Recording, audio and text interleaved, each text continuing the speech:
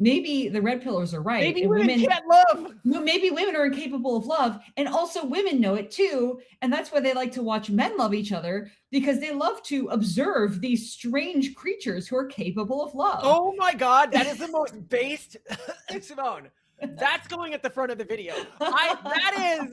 That is, I had never considered this before. Right. And I think you might be right. Go Woke, Go Broke has one massive exception, and it's when the wokeness is for a leering, non-woke audience that just wants to thirst when over. You are objectifying the person. Yeah, when you are objectifying. Would you like to know more? Hello, Malcolm. I'm excited to be speaking with you today because gay men on ice are trending.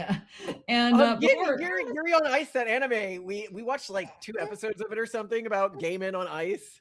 But they're figure skaters. And today we're talking about hockey skaters, because literally before 6 a.m. this morning alone, I heard about the show Heated Rivalry, which features steamy sex scenes between 2 hockey rivals 4 times. 2 were from like YouTubers, and then 2 were from friends. Why is everybody talking about this? Seems like a normal thing in media these days. Why are people talking about this? No, this is different.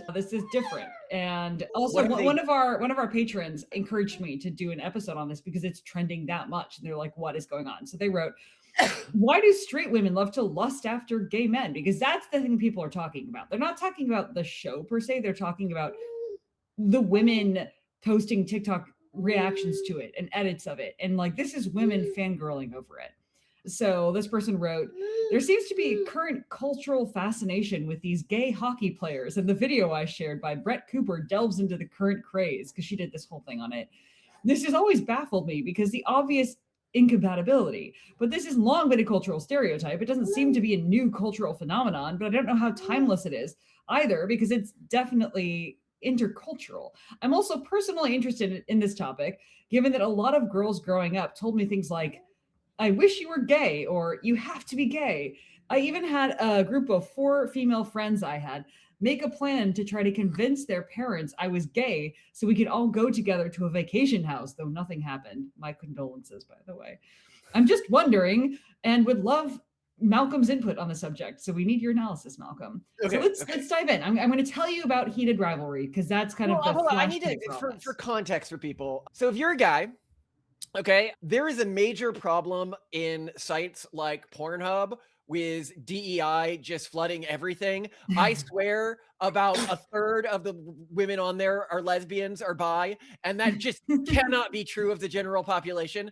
And of course, I'm joking here. The joke is that, of course, men have a preference for, many men do, for watching erotic content with lesbians in it, or with multiple women in it with one guy. As to why so many guys have this preference, it should be fairly obvious. From an evolutionary perspective, there is no context in which you are watching another man sleep with a woman unless something really bad is happening and you are not being cucked, right? Like, this is not something that you should genetically like to see. All right, this should be one of the most mortifying sights to you, a man, unless you're able to just totally dissociate or somewhat gay. I remember when I was in high school, my roommate, we were talking about corn at one point, and he was like, describing what he liked. And I was like, oh, I never watch anything with any men in it ever. And he was very surprised by this. And he's like, really? And I was like, yeah, it's a massive turnoff to me to see a man, to literally see myself being cucked somewhere in this world. Because you're watching a video of you not having sex with someone. That is what that is. And he just couldn't understand it. Anyway, turned out he was super gay. Did he know it at the time? He just didn't know it. He didn't fully know it at the time, no. But yeah, he was gay. So what I'm pointing out is that that is why men have that preference, right? But with men, with women, it's different. Okay. With women, we're dealing with a scenario where women aren't really as oriented to male or female primary and secondary sexual characteristics so much as they're oriented around. power dynamics. Like genetically, historically, it's not that bad for them, right? Like a lot of women were, there are certain periods of human history where 17 women bred for only one man that bred. That meant on average, people had 17 wives, right? Mm-hmm. So women being okay with, the husband sleeping with one girl and then sleeping with them, they were going to have more kids than the ones who were like grossed out or icked out by that or whatever. So it is weirder that women seem to have a pretty strong, now we pointed out in the Pragmatist Guide to Sexuality when we did a big study on this, it was the first really big study ever done on this in this way. And what we showed is that if you count erotic novels as the same as porn, that women consume exactly as much pornography as men do. And there's this assumption that women consume a lot less pornography than men do because these studies were all created by men originally, and they did not consider something like 50 Shades of Grey or Twilight pornography. Market is such, Or, I think that I'd also put in there things like A Handmaid's Tale. But please don't force breed me in front of a bunch of high status women. But anyway, I mean, from a genetic perspective, that's exactly what a woman would want, right? Like a scenario like that, where basically they are cucking this high status woman. Yeah, they are actually, technically speaking. With them and then raising them as high status kids. Yeah. Right? Like that is mortifying. That is exactly what genetically you're coded to want to happen to you. It's like a perfect, and we've done an episode on it. Go see it if you want to. But the point I'm making here is, if you know girls, like if you hang out with like girl nerd culture, which is something that, I have done a lot. Growing up, I was a very nerdy guy. And one thing you will learn about girl nerd culture is that things like yaoi are really, really common. And we're going to talk about that. Yeah. So, but what I'm saying is, like, this isn't new, right? Like, this has been around since forever. We're going to talk about the history, but it goes beyond that, because there is this trope of the gay best friend for women. There's not the lesbian best friend for men. Not enough lesbians. I don't think there would. If I could have a lesbian best friend, I probably would. No, you wouldn't. Women are pretty terrible. You wouldn't. No. Don't lie. But yeah, like, so it's, anyway, a lot of people are talking about it now, though, because of Heated Rivalry, and you haven't even heard of it before. So I need to bring you up to speed on this whirlwind hit of a show, because it is the thing these days. So, give me a moment. Are we good? Give me a moment. He's fussy and he'll unfuss. Okay. So Heated Rivalry is a Canadian sports romance series that completely exploded out unexpectedly into a massive cultural phenomenon since its premiere in November of last year. So it's just 3 months old, basically, in terms of American audiences. It is an adaptation of Rachel Reed's Game Changers book series, which was drawing from the novel Heated Romance. That's why it's called Heated Romance. So this, like with 50 Shades of Grey, this is a book to, show jump. And it was originally created for a Canadian streaming service called Crave, which makes sense because, Canadians in hockey, like, okay, checks out, fine. But it's like made for some small streaming service in Canada about gay hockey players. You wouldn't think it was going to become big. And the HBO execs who licensed it for basically streaming in the US and elsewhere totally didn't expect this to become a thing. They didn't really promote it. They just put it up and were like, yeah, fine. This, we got to diversify our portfolio or whatever. And it just somehow went out of control into, it shouldn't be surprising, we're going to go into that, but it became a global breakout. The show follows two elite closeted professional hockey players, Shane Hollander and Ilya Rozanov, who are fierce on the ice rivals, but develop an intense, secret, romantic, and sexual relationship. It features explicit, steamy scenes. I have not watched any of them. I don't really want to, but it has been called one of the biggest surprises on TV. Even HBO execs who really vouch for it to be brought on are surprised it did so well. And people think that it would have gotten canceled in its first season. Like they were sure it wasn't going to get renewed or anything. But as of December, it has gotten a second season. That's one of the reasons why it's trending right now, is people are excited it's getting a second season. Filming is going to begin in the summer of this year.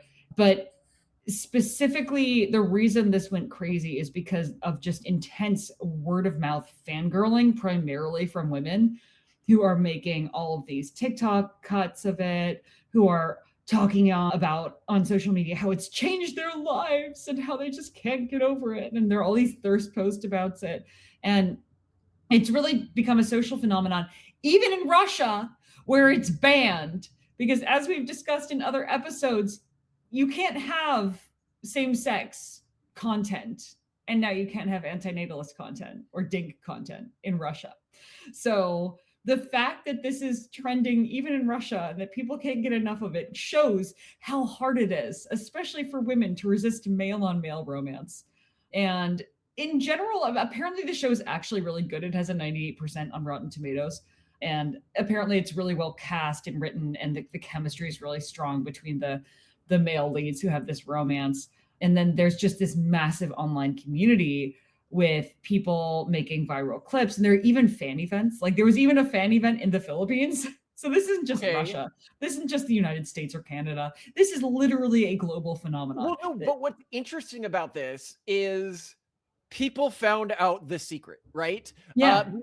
They kept putting gay people in everything, and nobody wanted to watch it because they put gay people in stuff, but the audience for it was gay people. If you want to put hot lesbians in stuff, guys aren't going to complain about that.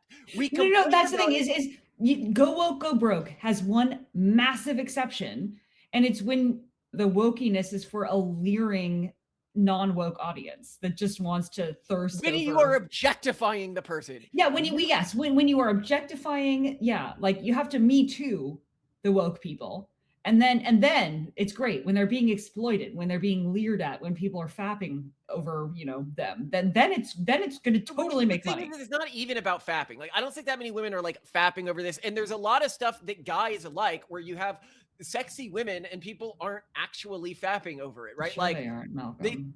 You didn't need to be able to fap to like the original Lara Croft to prefer looking at an attractive woman as your avatar over a man as your avatar. And this is the thing. Today, everyone is all like, oh, all the main characters are women, blah, blah, blah, blah, blah. I think that we, broadly on the right, we need to recategorize how we're saying this. No one had a problem with Stellar Blade's main character being a woman. In fact, we loved it until they decided to start censoring it. The problem is that they are ugly women that are meant to be non-threatening to the studio people who are putting these in. We need to it's not that we are against women being in our video games or they just need to be hot. Yeah.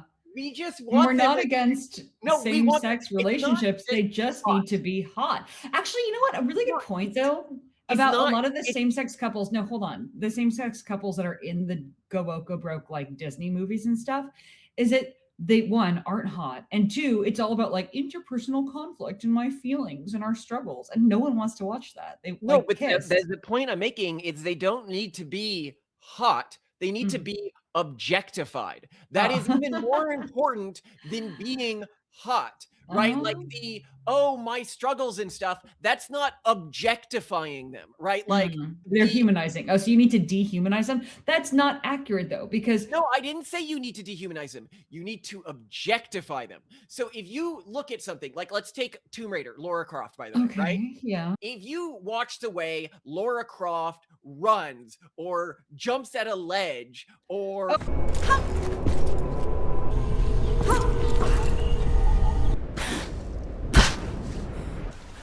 so basically you need fan service. But she does it in a way that is objectified, right? If you look at the new Lara Croft games, which did pretty well, and I quite liked the Lara Croft reboots, what is the number one thing that we are doing to Lara Croft in those games? We are putting her in horrible situations where she is getting horrifyingly injured or beaten.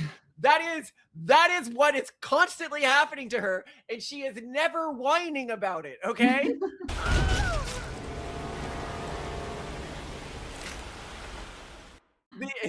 the death animations dying are over the top. And I have never seen death animations like that. They're literally like above Mortal Kombat level death animations. Are you serious? Because the Mortal Kombat ones just look over the top and gruesome, and these look very realistic. Oh no. Like, you know, like getting caught in a river and then a stake goes through her chin and up through the side of her head. Oh gosh. Wow. A fast river while hitting a bunch of rocks. So stuff, it's over the top. But what I'm saying is that is objectifying the individual, right? Like, well, I haven't watched. Okay, hold on. Let's go back. The character who everyone always says is like, oh, men like strong female leads, blah, blah, blah. Strong female leads are okay, is Ridley from Aliens, right? Ripley from Aliens. So Ripley is actually a fairly objectified character throughout the Alien series. So, okay, what is it that has happened to her? What happened to her? She was forcibly impregnated with an alien that was put inside her without her consent. No, she wasn't. One of her crewmates was. She was in number 2, the one that did really well. She was? Yeah, that's her whole thing. And then she takes on like a mother role in like number 3 or 4 or something to one of the aliens that was created from her DNA. So not only is she in most of them, she's either taking on a motherly role. Like there's the one that had like the ghostly version. It was the last like decent one made. Remember one with a little girl hiding in the ventilation, and I won't remember that was the first one. And she wasn't forcibly, but even in that one, if you look at the role that she takes on, it is very much an objectified girl boss role. Very much like, if you're going to say like, what's an example of a guy taking on an objectified masculine role? I'd say Blade is a very good example of a guy taking on an objectified masculine role. It's not a realistic masculine role. It's a role that is over the top to the point of being fetishized. Okay, I think I may follow you, but I don't actually think that this show does that. I mean, it's really known for having just amazing direction and character development. You're looking at this totally through the male gaze, and you're not thinking about the female gaze on the male gaze, aka the men who love each other. You are thinking about this as a man looking at women. You're not thinking about this as the way that women look at men. And totally the thing that women like isn't, I mean, yeah, the bodies look good, but they're there for the romantic tension. That's what Yaoi's all about. That's what Heated Rivalry is all about. And so I appreciate your explanation of how men look at this when they're looking at female characters. But the thing that drives female interest in male romance is different. It's a different dynamic that you do not understand. No, hold on. Actually, I'm gonna push back. You're gonna mansplain this? You're gonna explain to me how women consume gay content?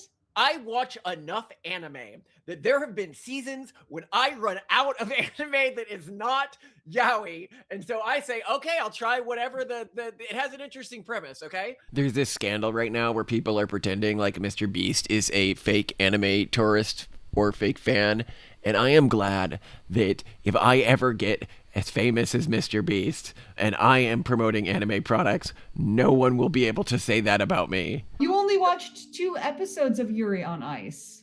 I watched other ones to the end, okay, that were like sci-fi and I was more interested in. I'm not like reflexively against it, because first of all, you got to keep in mind, if you're like watching this and you're like, what does he mean? Like, does this stuff have sex in it? Usually, actually, no. Never have I seen it have sex in it. Yeah. This is just like for girls with a lot of yaoi stuff. It's just like suggestive stuff. And then you've got some sci-fi story happening in the background.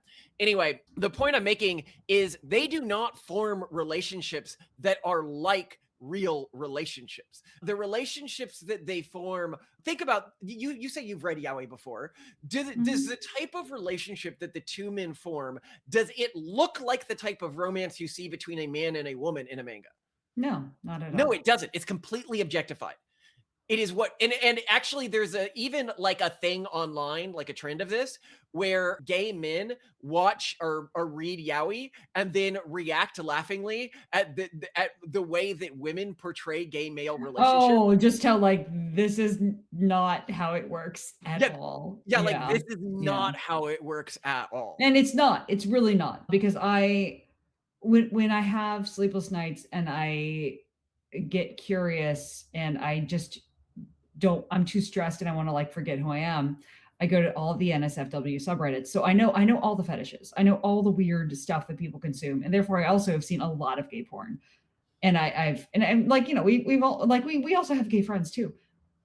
No, like because like yaoi is it's typically about like crushes turning into romantic tension, turning into like these encounters. Whereas like out gay relationships as we know them are a lot more based and effective and pragmatic.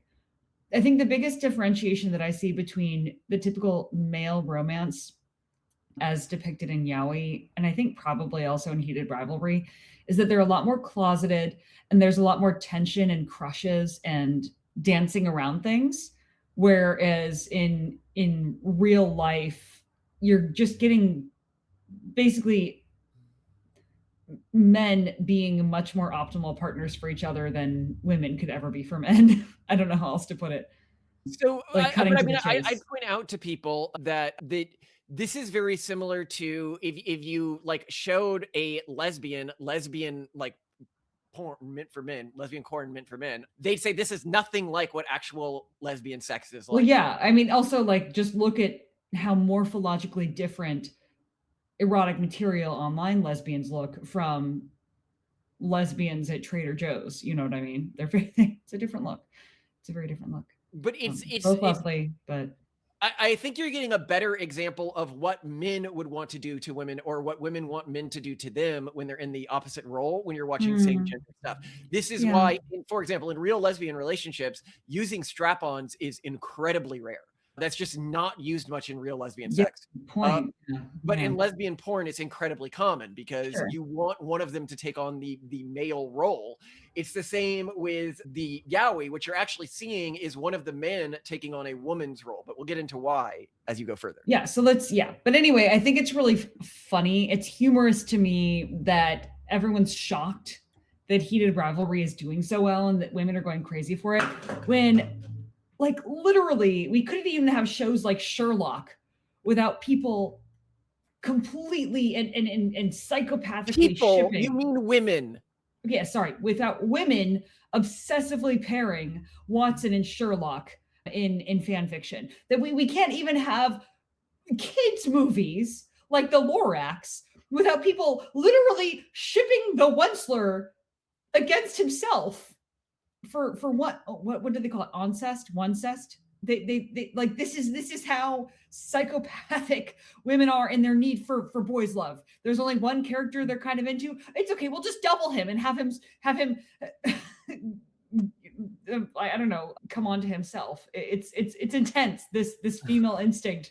And so yeah, I want to go into yaoi and boys' love and the history and the dynamics behind it because I think it's interesting and I also want to know one thing about it, and you can tell me if you think this is wrong. Yeah, it seems to be an instinct that is stronger in younger women than older women. I could see that. Maybe, yeah. I'll go into why I think that is at the end, but continue, Simone. Yeah, okay, perfect. So yaoi, I don't know when you first learned about yaoi. I learned about it when I was in high school and my friends who lent me all their manga gave me yaoi manga and we all nerded out about it. But it actually turns out, I didn't know this, yaoi has a really long history and it can arguably go back to the first novel. I don't know if you've heard of the Tale of Genji. It's argued that was history's first novel because it was a story written in narrative form. Are you familiar with it at all? No, tell me more. We talked about it. I remember I read a bit of it and it just wasn't that impressive to me, but it's not. But I mean, what are you going to do, But like, it's also so funny though, that like the world's first bromance is also one of the earliest stories. Now that I come to think of it, that, the Tale of Gilgamesh. We had Enkidu and, was his name Gilgamesh? It was Gilgamesh and Enkidu. It was a total bromance. boys love. But anyway, the first novel for sure had at least a little bit. It was by the Japanese noblewoman Murokashi Shibiku in the early 11th century. And while it's not a dedicated boys love novel, there is one episode in which Genji and a beautiful boy named Kogimi, the younger brother of Lady Utsume, kind of get together.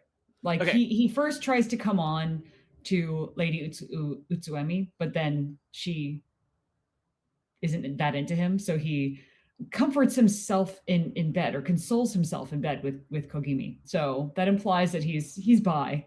But I mean, the rest of the tales focus on his romances with women, but there's still a moment. I feel like the author here maybe have fangirled a little bit with some boys love, but yaoi as a genre didn't emerge until girls manga got big in the 1970s, and this Japanese fan fiction culture emerged. And I think fan fiction culture correlates really highly with the prevalence of boys love romance. And I think this has to do with the fact that women are really into it, but mainstream society doesn't want to condone it. So you're only going to see it when women are unleashed and allowed to write things. And as soon as they're allowed to, or as soon as their secret writings become more public through weird market dynamics, like the rise of doujinshi, which is just basically fan fiction, but naked manga, and in Japan, then you get it. But boy romance was not necessarily pioneered by fan fiction. There's this 1961 book by Mari Mori called A Lover's Forest, which is often cited as the first modern Japanese novel focused on male homosexual passion. And it was written by a woman for women. So this really falls well into the category. And it did influence later boys love and yaoi tropes like age gaps and aesthetic beauty and tragedy. And then later, about a decade later, in the early 1970s, the Year 24 group, which was a collective of influential manga artists that were born in the 24th year of the Showa era, pioneered shonenai, which is translated to boys love. The key figures created romantic and often very tragic stories featuring very beautiful and very androgynous young men, which you've probably heard of as bishonen, in male-male relationships, which were often influenced by European art and sort of made to be very foreign, maybe kind of to get you out of Japanese culture and mores. But then the launch of a magazine called June in 1978 was really something that skyrocketed the genre because it specialized in this kind of content and formalized the genre. But really, the fan fiction explosion in Japan is what made yaoi big. There was this comic market called Comiket, which was first held in 1975, where doujinshi fans were able to come together and kind of just all realize that they had these secret fantasies and stories that they wrote that were boys love focused. And this is where you start to see the word yaoi bandied about, because, you know, before it's, and even after, like, it's really been called boys love mostly. But I didn't know yaoi is a portmanteau coming from three words, really. So the yamanashi, ochinashi, and iminashi. And this translates to no climax, no point, no meaning, or sometimes no peak, no punchline, and no meaning, which gets to your point that there often really isn't like much going on in these plots. You know, it's just sort of all like tension and vibes. So I think you really zero in on something meaningful there. And it was, I think people who created yaoi as fan fiction have always been very self-deprecating and joking and ironic. Like, they understand that what they create is smutty fluff, and they don't take themselves very seriously, and they have fun with it. But you also totally see this in the Heated Rivalry posts that people are making now online. They understand that they're being kind of tittery and funny, and that this is utterly unserious, but they also just love it and can't help themselves. And I think that's really interesting. And I mean, basically after the 1980s, yaoi was here to stay, but it kind of evolved more just broadly into boys love. And it went from being something that was primarily fan fiction or in really niche publications to stuff that was just mainstream. So by the time you get to like the 2010s, you get to shows like the one we mentioned, Yuri on Ice, which involves we didn't really explain what it was. It's basically about this relationship between the Japanese figure skater Yuri Katsuki and his idol, who's this Russian figure skater champion named Viktor Nikiforov, or I can't remember his last name. I think it's Nikiforov or something like that. And then this other skater, also called Yuri, like Yuri Piletsky. And basically the two Yuris compete in this grand figure skating Grand Prix. And Victor is the coach to the Japanese Yuri, who has a crush on him and is like just the idol. And it's just really sweet and it's really cute. And it was award winning. It did really well. It only had, I think, 12 episodes or something. And it ran maybe from like 2016 or something. We didn't see it until like 2018 or something, I think. But it was made a long time ago. But it was by that point mainstream, which is why I thought. It was a major anime, and of course it made it to like American streaming platforms. So yeah, but then I mean it's just so funny though that there's something about male love on ice that we just can't get enough of. In fact, I tried to see if the writer of the original Heated Rivalry book was inspired by Yuri on Ice, because the timeline kind of worked for me.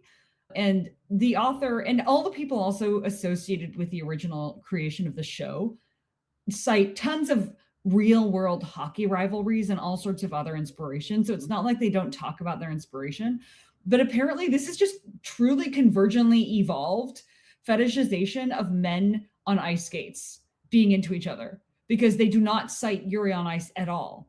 And it appears that they really have no hat nods to each other. Like Heated Rivalry doesn't do anything to kind of hint at the fact that it was inspired by Yuri on Ice. I mean, Yuri on Ice is not about rivalry. It's about like mentorship and close. It appears to be a different dynamic that they're playing. Yeah. Like the characters are made to look very vulnerable in Yuri on Ice. Well, the characters are somewhat vulnerable and Heated Rivalry too. But yeah, I mean, it would be as if, well, I guess we didn't watch all of Yuri on Ice. I don't know if the two Yuris also kind of get into each other. But I think, I mean, at least as far as we saw into it, it was only about this like trainer student dynamic or idol and fan dynamic instead. I'm just not sure though, so who knows. But we should point out that there was also this the big first major wave of slash fiction did also emerge around the 60s and 70s at the same time in the United States. So it's not like this is just a Japanese thing. And as our paid subscriber pointed out, this is kind of a cross-cultural thing. This is not limited to any particular subgroup. Do you know what the first really big popular pairing in a fictional universe in zines, in nerdy zines in the 1960s and 70s? Yeah, of course. It was Spock and Kirk. That's anybody who knows the history of porn knows this one back and forth, Simone. The OTP. You gotta, they must kiss. They must be together forever.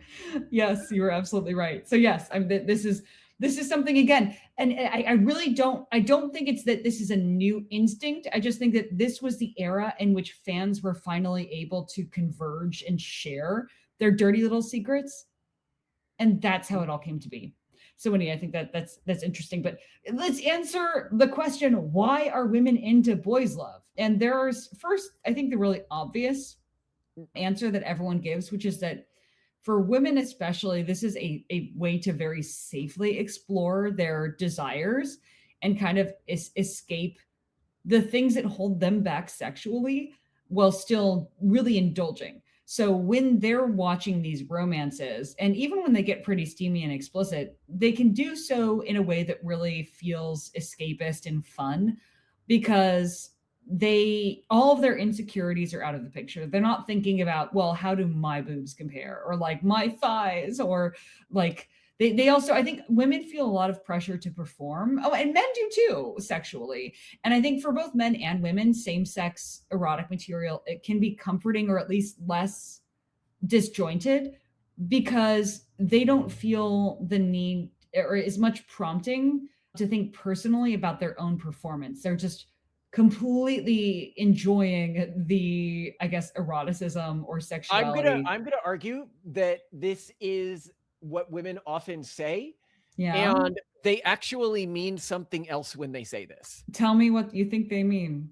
So if you watch or read like books, right, Uh-huh. you will see that if it was a real relationship, as we have said already, you would find the situation quite comical often.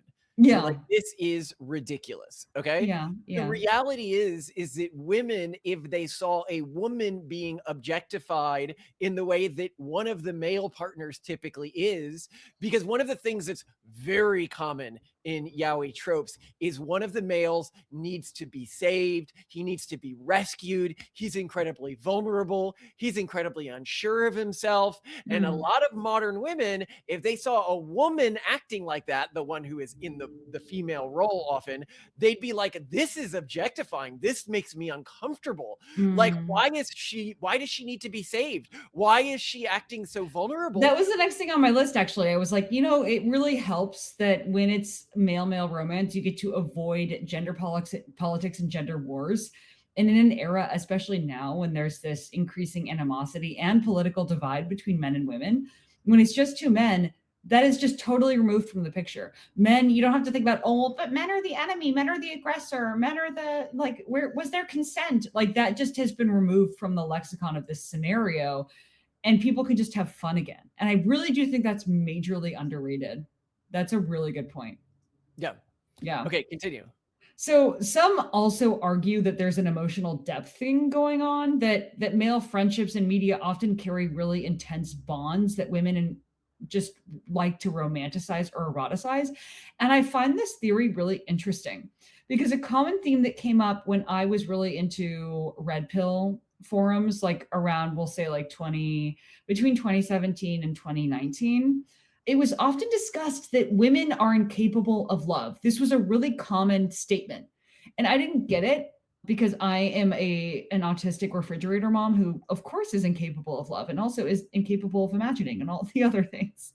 So I was like, well, I don't know. Maybe they can't. Maybe they can. It just seems odd to say that all females can't love. But then I hear this theory and I'm like, wait a second.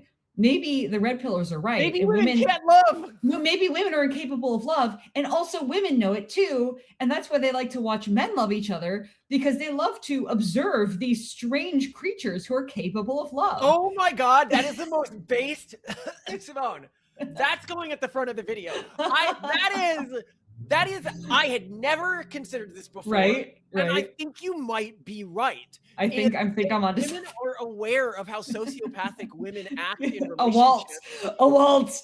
And then this proves it. We finally found the proof to the red pill theory that women are incapable of love, which is the fact that when women want true romance, they watch two men loving each other. Yeah, they're like one of the, when they see a woman in it, they're like, one of these women has to be, yeah, they're like, it's fake. She's in it for money. She's in it for money. This is, I want real love. She did it just to screw him. I want something that's true. Like, I want true love. I want to watch true love between two people. It can only happen between two men. Yeah.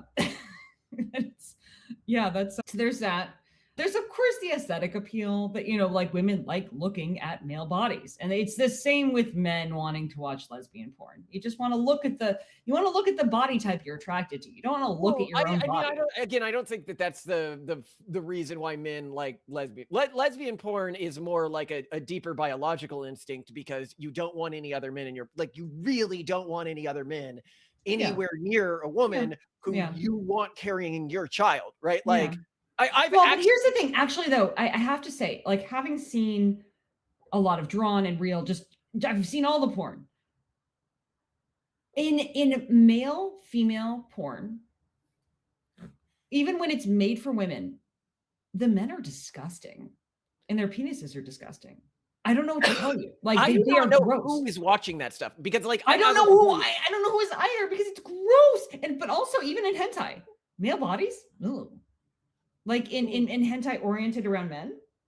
It depends. I mean, I've definitely seen that in some, and I always find it really weird when that's the case. Yeah, why are the men so disgusting? No, but there's a type of like fetish that I guess is not that uncommon for like older or ugly or fat men to be that shows up a lot in hentai, but I don't know what it is. I think in live action corn for women, the men are gross. They are not attractive. Maybe they're attractive to someone, but they're not attractive to me. And they also don't look like the men that women thirst after in fan fiction communities, or like the men on the covers of romance books, or like the men who star in romance movies for women. They don't look like any of those. They don't look like I have a thesis on why this is the case, Simone. Because women like high value, smart, and capable men, and those men don't go to become porn stars. Okay, I have a thesis on this. Okay, here is the thesis. It goes like this. So you've got somebody like me who's just so averse to the idea of watching another guy have sex with a woman that I'm like, what? That is the worst thing in the world, right? Okay. But there's other guys who might be able to watch this happening, but just completely blot out from their minds the man in the act. It's just them. And because they're blotting out the man in their mind, they're not focusing on the man at all. Malcolm, I'm talking about erotic material that was filmed and shot for female audiences. What I'm saying is that in stuff for women, the men don't look like the men cast in movies that women watch. They don't look like the men that women fantasize about in fan fiction. They don't look like any of those. And they also don't look like popular men among women in real life. They look gross. I guess I have not seen. But when you look at gay erotic material, the men look fantastic. So what's up with that? And of course you don't look at, first, you don't even look at live action erotic material because it's gross. And I get it because it is gross. And you keep thinking of like, this is someone's son, this is someone's daughter, this is someone, there's too much baggage. But even if you did, you wouldn't look at the stuff that's made for female audiences. But I'm telling you, the men are gross. Right now. I'm pulling up the porn for women in chick flicks subreddit. I want to see what you're talking about. You'll see exactly what I mean. And I'm like, what is going on? But anyway, if your source of arousal as a woman is gorgeous male bodies, you're gonna watch gay men. You are right. This is gross. I know. What is that? So anyway, I do actually think that is a thing. It's not that, like evolutionarily. I get your point, and that's real. And women aren't. They don't need to see.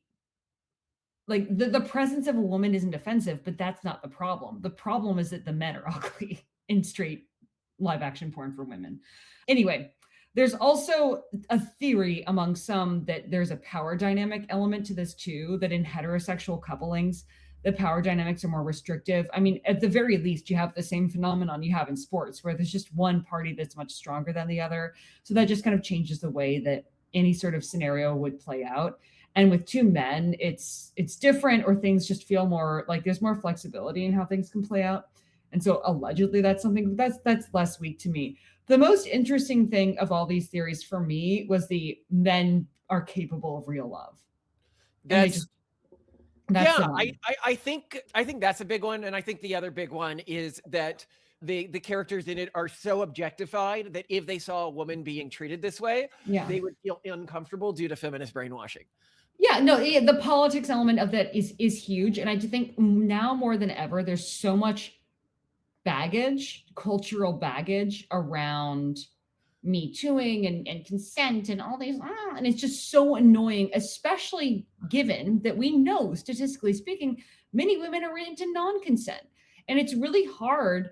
There's a lot of cognitive dissonance that would come to a woman who's into non-consent, who's into power dynamics, but who also sees herself as all about consent and all about female empowerment. Point, actually. And this is the one way where she can get non-consent and she can get one party being disempowered without feeling any cognitive dissonance or, I'm failing my kind. I'm failing my internal model. They're not, because it's just guys.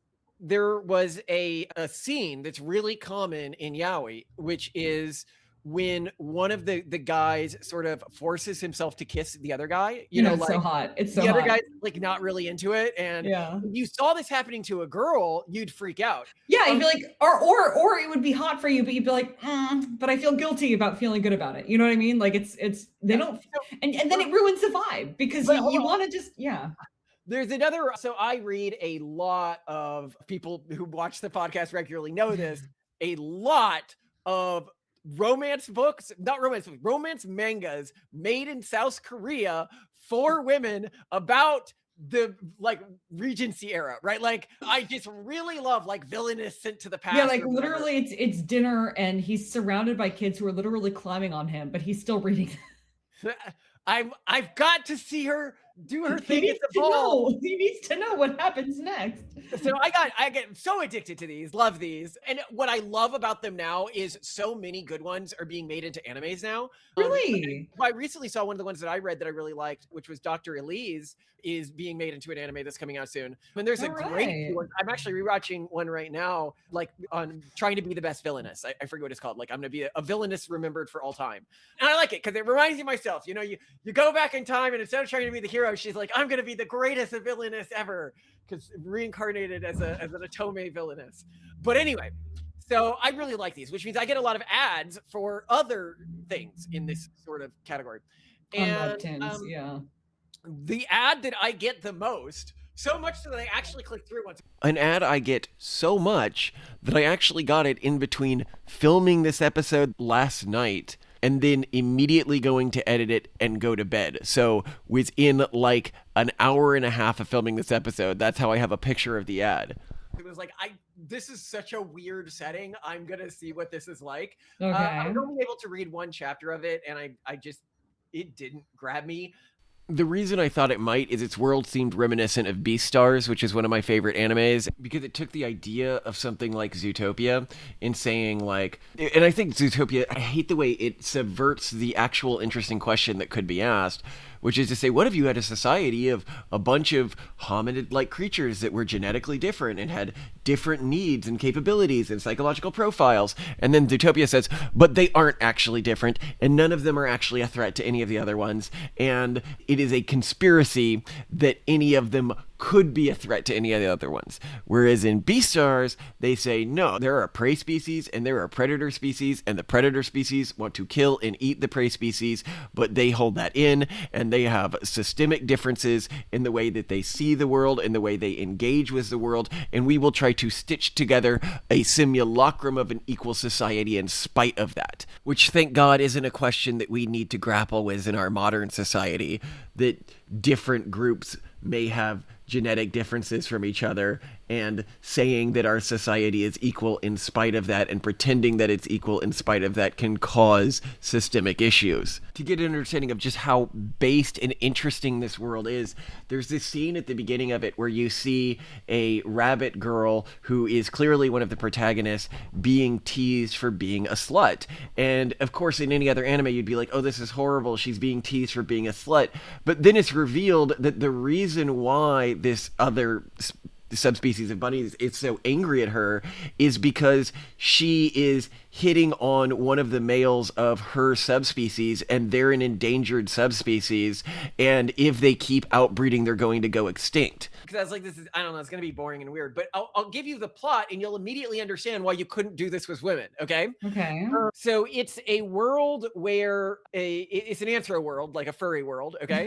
And society is divided into preys, omnivores, and predators, where predators sort of hold most positions of power, bully the other classes. Omnivores are sort of middling, and prey species are seen as like the lower class and are very much forced to take on sort of submissive roles in society. Okay. And so an omnivore dog boy goes to school, but pretends that he's a wolf, so that he won't get like, you say that he can have the higher status and everything like that. Yeah. He's the nerd pretending to be the jock. Yes, a fox boy who is clearly the like male coded one in this male relationship, finds out that this boy is actually an omnivore. So he has this blackmail information on him. Oh no! It's clear that this blackmail information on that he's actually submissive, and he actually wants to be submissive because he's just an omnivore. You know, obviously taking from like omegaverse tropes, right? But the point being is that in a woman's story, if it was a woman who was hiding her status and the guy knew the real truth, right? Like I think a lot of women would feel very uncomfortable about that. Oh yeah. There's too much baggage there for sure. Yeah, by somebody who's trying to hook up with her. Like I don't want to. But when men are victimizing men, that's totally okay. Hot even. No, because I mean, well, it's the dynamic that women find arousing. They just culturally have been programmed to feel immense amounts of guilt and cognitive dissonance if they condone or abide by those things. But we should also touch on again the Actually, male. there's another thing I want to touch on in this category because I read a lot of these books and a lot of these. I see the types of sort of media that's really targeted at women, right? Because Okay. I'm reading just tons of it. Yeah. When they have a woman as the lead character, right? Like because a lot of mine involve romances, right? The woman is almost never objectified. I will not say almost ever. I would say categorically never, not one in like the 45 I have read. Well, Is and she this also shows objectified up so in a much way? in romantasy novels, and it's really annoying because the women, and even novels like the Outlander series, I can't read them because the women are so. Can I say cunty? Are you going to allow me to say cunty? Because they are so cunty. They're You so can say that. rude and they're so entitled and they're so like, well, I'm not going to like, you'll just go down on me and we'll never have sex ever. And like, they're just really rude and mean and dismissive towards Yeah, their as I pointed male out love before, interests. in all of the ones I've read, the 45 that I have read, there has not been a single sex scene. It's so annoying. Like, what's the point? I don't know. I would actually really hate a sex scene. I'd be like, I want to get back to the story. I'm reading this for the. Well, but what's worse is, I mean, as you know, I have like a very strong aversion to men going down on women, and that is the sex scene. That hasn't happened in any of the Korean ones. Let me tell you what, Korean women are on board with you on this. Yeah, you know, they're I guess like, I have that gene. Yes, they're like, I do not want. It has not happened. It has not been suggested to. It has not been talked about. It's pervasive in romantasy. I don't know what's up with that. But it's also pretty pervasive in female-oriented and NSFW stuff online, at least in Western audiences. If you watch our video on how parasites affect human sexuality, and we point out that liking to have guys go down on you is more common in women with specific parasites that can be transmitted by that, all of a sudden this makes sense. If Korean women are actually not sleeping around a lot, which they are not, Korean women barely have any sex, especially casual sex, and women in America, especially the white women who are pushing this, are sleeping around a lot, it means that they may have caught these parasites, and that's why they're reading these books, and they are promoting this idea that it's really normal for guys to go down on girls. Well, the one scene that you see occasionally, and I'd say that this is the most sexual scene you will see in these, and it's in, I'd say like 1 out of 4 of them, is the scene where the woman has fallen on her back and the man has fallen on top of her for whatever reason. And that's classic anime. Her skirt is like to here, right? Like it's because she's wearing one of those big Victorian skirts, and you can see part of her leg finally, and you're like, oh, the leg scene. Well, the man accidentally on top of the woman's scene, or vice versa. Oh no! In the courtyard, of course. Let's also get back to what this patron mentioned about why are women so into just having gay friends. That because I've seen this happen too, where girls, especially as you said, young girls, even to just guy friends in school, wish they were gay or say things like, I wish you were gay. So, okay, let's talk about why women want gay friends and why guys who aren't stupid want gay friends. And like you do want no, not stupid, guys who aren't insecure. I think it has to do with sexual insecurity. Maybe. Okay, so first, from a guy's perspective, because it's just really easy from a guy's perspective, my best friends have almost always been gay, except for like right now in life, and that's because my best friend is my wife and I don't leave my house much. But like throughout high school, your male best friends, if not family, have been. Yeah, and this was during the period where, you know, people who know back in the day used to sleep around constantly, right? With women, I should probably say. Yes, just sleep around constantly with women. And one of the reasons I was able to do that is because I had gay friends. So, okay, consider this.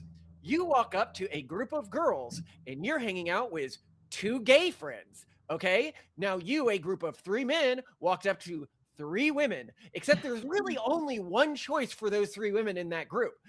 Or it works this way. Your gay friends and you go out to a bar or a club and a woman starts to hit on them. They don't like that. So they say, hey, I'm X. but my friend over there is into girls. Is he your type? And then you get handed the girl, right? That's so funny because experiments also show that straight women rate mating related advice from gay men is more trustworthy than advice from straight men or other women because they do not suspect hidden sexual motives or rivalry. And they also suggest women feel that gay male friends value them more beyond their bodies, which boosts their self-esteem. And also they feel like gay men are more trustworthy because they're not sexual competition. Like there's all these, I mean, we've had all these other episodes where we kind of hinted the fact that a lot of female behavior that is very crab in the bucket-ish, where they're kind of pulling other women down or encouraging other women to indulge in being overweight or ugly or to just make themselves worse, comes from a place of sexual rivalry. So I had only thought about it from the female perspective, but you're right, from a male perspective, gay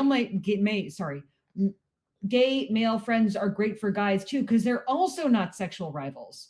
Yes, but unicorn friends. It gets better than that too. So another thing is people say, "Oh, Malcolm, you look gay or you look whatever," right? Like this is a thing that people say all the time, and I'm like, that makes it even better to have a gay best friend, because that means that the girl who went to hit on the guy who often looked kind of gay, and he says, "Hey, are you into guys like that?" It's another guy who looks kind of gay, yeah, so he probably is into it. That actually, that is an underrated. That's an underrated tactic. Gay guys will gay because women like gay men. Gay guys will occasionally hit on me, and then I can pass them to my friend, right? So that, but then you have the secondary dynamic, which is really cool too. Which is to say that, what did I say? Gays. Yes, gays and women. So the problem with other women is, one, the thing that you said, it's been well shown that women are constantly trying to sabotage each other. And you even see this as the stereotype of the gay male friend. The stereotype of a group of female friends is one woman goes out and she goes, "Do I look fat?" And all of the women who don't want her to lose weight and want her to lose in sexual competitions all go, "Oh no, you look great." And the gay male best friend is like, "No, you look fat. Girl, you look ridiculous right now. You need to lose a few pounds." Because, but you actually even see this in the stereotypes, right? They are less likely to act in a crab in the bucket dynamic. But it's more than that. The second point is that women are just generically terrible. So not only are they not capable of love, not only will they intentionally sabotage you in an act of sexual competition, but there's more. There's more. No, but if you're a woman and you can be friends with a guy, but he is not going to have a hidden interest in eventually getting you to sleep with him, that can be a really positive thing. Like that has value to you, right? Like in terms of gaining access to specific spaces and ideologies you wouldn't otherwise gain access to. Like this is in part how gays, especially gay men, garner a disproportionate amount of value in society than straight men, which you actually see. Like gay men often move into an area like right before it gentrifies, for example, right? Like they are if you look at like top performers in many fields that require networking, you will often find a disproportionate number of gay men. And that is because gay men have this hidden advantage in networking that straight men do not have. Gosh, wow. The power of the gay man. And here I should say, when I say gay men here, I'm talking about same-sex attracted men who choose to live a gay lifestyle. Like I don't believe that there is an inherently gay thing. It is just some people are born same-sex attractive, and there's many ways you can choose to live in relation to that. Right. Yeah. I mean, a closeted gay man is not going to have this utility. Yes, exactly. The second thing, and I think that you hit on this really well, is that I think those are the main reasons. That's why women like to hang out with them. They do not like to do it because they like to talk about gays hooking up or anything like that. I've been, because I hung out with gays so much, I've been in plenty of the conversations. Women do not talk with their gay friends about what the gay friends are doing. Not at all. And that's so what we're really talking about, and I think it's important to highlight this, is these are two very different things. The gay best friend is very different from boys love fictional interest. They are totally independent. So that's, I think, quite interesting too, that there's this double interest in gay men from different angles. One is a fantasy angle that doesn't really reflect reality, and one is the very interesting market dynamics that make men valuable to both men and women as friends. And I'd never really thought through those logistics and aligned incentives but they're there, which is great. Very interesting. It's funny because when leftist circles discuss the trope of the gay best friend, they talk about it from an exploitative angle, that like the gay best friend is tokenized and marginalized and kind of just used as like, oh, just be sassy and tell me things how they are, and I'm gonna just complain to you and not listen to you about your inner life at all. And I don't think that's how it plays out. Like I don't think these are unidirectional relationships, but that's how they're portrayed, and they're not really discussed beyond that. And you just presented to me the most compelling and interesting discussion of the gay best friend trope that I've ever heard. So I appreciate that. Well, I love you. And yeah, did you ever have your gay friend? Token gay friend, or just gay friends? I had gay colleagues that I still follow on social media, but I don't think they liked me very much. And they're very progressive now. So I'm sure if they see me in the media, they hate me. I still like them. But yeah, that's sad. Oh well. But yeah. No, yeah, no, yeah. In high school and in college, there were certainly gay guys that I hung out with and talked with a lot and really liked. I don't know if they liked me, but I also kind of assume that everyone hates me because I hate myself. Well, we'll see what my gay friend. So I'm actually about to go to high school reunion, and I need to recheck. Oh, sorry, I cut out his name. I'll cut out his name. The recheck was my friend to see what he's doing, but we had talked about driving up together. It's a like 4-hour drive or whatever, and catching up, which will be a lot of fun. Mm-hmm. It will be. Boys trip. Yeah. Well, I mean, I can't imagine if he's bringing his partner with him or something. I mean, I know he's cool with like my politics, but I don't know about, other people. So no. Yeah, hopefully it's okay. We'll see. Anyway. Yeah. This is a lot of fun. Yeah. And that we'll see. I love you, Simone. Good episode. I love you. Yeah, enjoyed it. Okay, next we're gonna do emotional support scooters. Yeah. Yes. Okay. By the way, question. Somebody reached out and said they think I've not been as nice to you in episodes. I think it's like when we disagree or talk over each other that they think I'm What's the point if there's not a little debate, a little tete-a-tete? No? Isn't that like normal in marriages? I don't know. But I think being mean is when there's like an ad hominem attack. I don't think you've ever made one on a podcast. Ever. So why would you, like, we talk over each other, but that's because we get excited. we may disagree on ideas, but like there's also yeah. We have a lot of as really annoying child psychologists say, we have a lot of big feelings. We have a lot of big feelings right now, Simone. Big feelings. And my big feeling is I have some theories and you have some theories. Yeah. And we both want to tell each other the theories. Yeah. And would our conversations be interesting if we agreed on everything? I mean, what are they looking for? I guess a lot of the podcasts, no, I mean, Blocked and Reported, for example, which is a very popular podcast, they disagree. But then a lot of leftist podcasts I listen to, they only agree.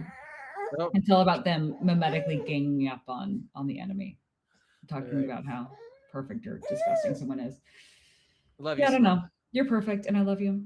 Maybe turn it up a tiny bit. How am I going to look dark and mysterious and like a sexy vampire? That's true. Well, this highlights the paleness and the fact that you never go outside during the day, which I think is more vampiric. So. For people who don't know, Joe Rogan's show called me a vampire. That was the conspiracy. So they didn't exactly, they said, well, like vampires or something like that. But I'm going with it. That's that I'm from a family of vampires is what they said. The guest said that Barnabas Collins from the Dark Shadows series was based on the Collins family, as in your Collins family. So based on me, vampires are based on me, not the other way around. Okay. Yeah. Somebody looked at my family and was like, vampires. Definitely.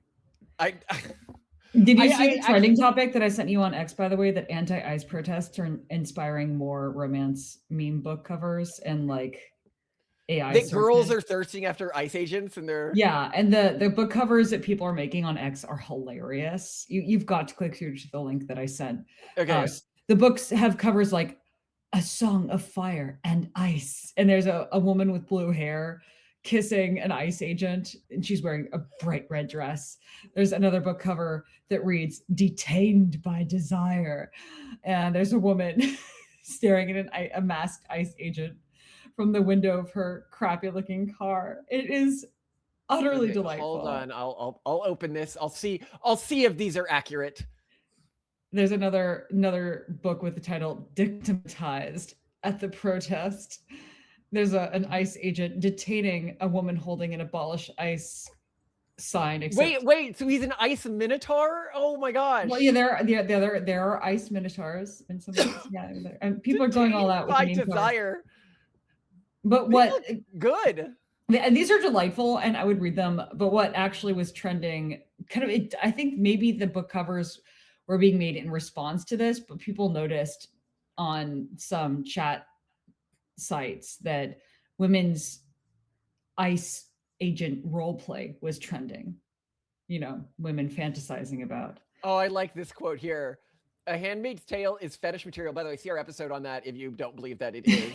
Pretending it's a political critique is like pretending 50 Shades of Grey is about the excess influence of the billionaire class. Yeah.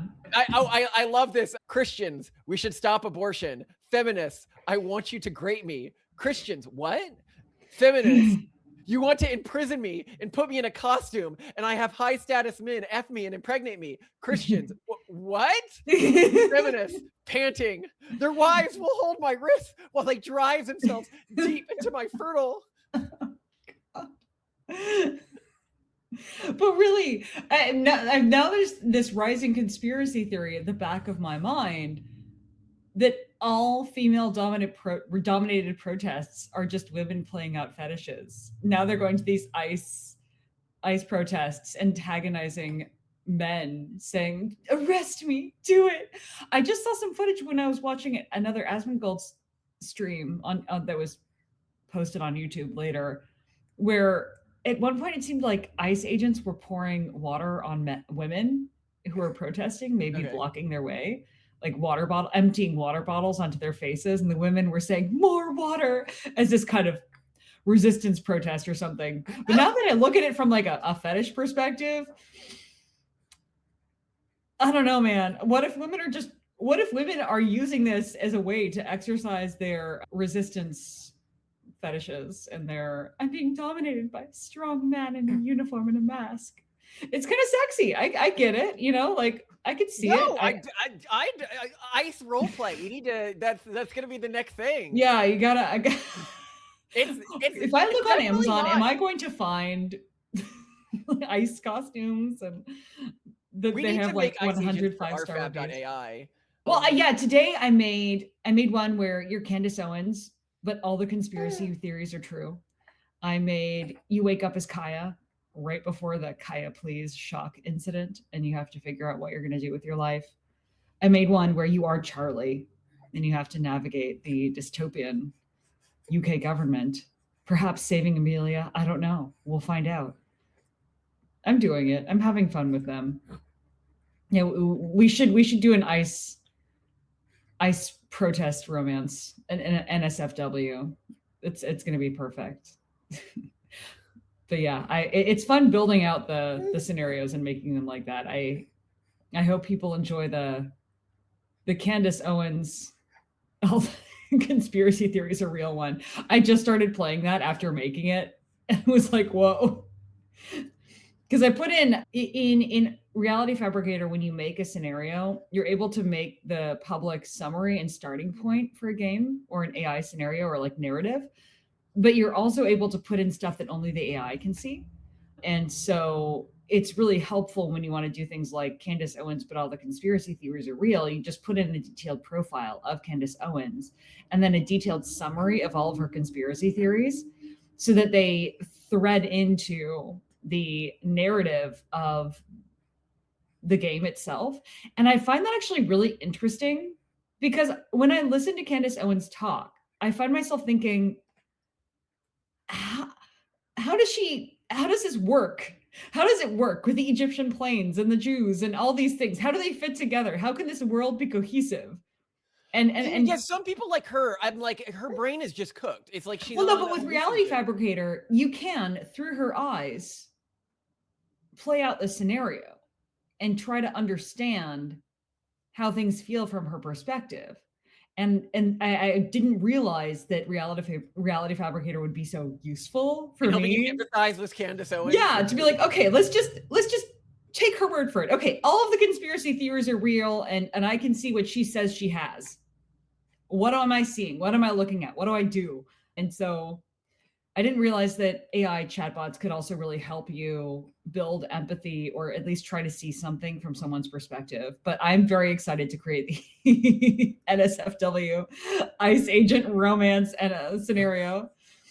It will hopefully rank well, but nothing will ever come close to, and I still have to play it through. There's this one NSFW scenario that someone created on RFAB called All the Checkboxes, because Malcolm created this giant help you create your own narrative tool where you can check all the boxes or that you want for either a safe for work adventure scenario, or a character that you chat with, or a raunchy scenario. And so it includes all the, like, any fetish you could possibly imagine, dominance versus submission roles, tropes, etc. And someone just checked every single box just to see what would happen. I really want to figure out. It's dominant and it's submissive. It's BDSM and it's gentle. It's I don't know. I need to see what it's like. Anyway, we will get to the show, because I'm sorry, but we have to talk sometimes, and this is our time. All right. Okay, you good? Oh, we had a situation. Sorry. There's wow. What did you do? You good, buddy? Let's see what's going on. The double chin's kind of okay. Okay. All right. Sorry. He woke up at 3:30 and was like, let's do it. We didn't go back to sleep after that. I come down here to get people dressed. What is happening over here? What are you doing? How did Indy get out of her bed? Octavian? Yeah. Did you help Indy get out of her bed? Be nice.